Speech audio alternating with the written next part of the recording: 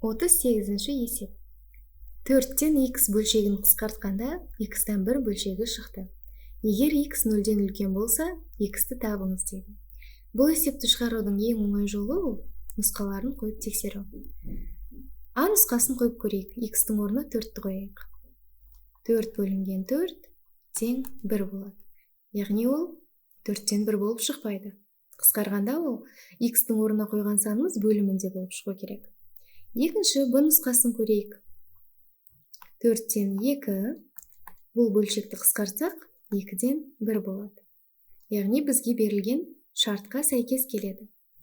Дұрыс нұсқасы Б деп белгілеп қояйық. Келесі нұсқаны тексерейік. 8.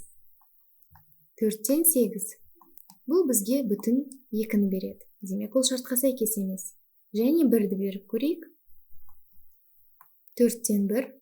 Бұл ешқалай қысқармайды. Осылай қалады. Демек нұсқалардың ішіндегі дұрысы Б нұсқасы.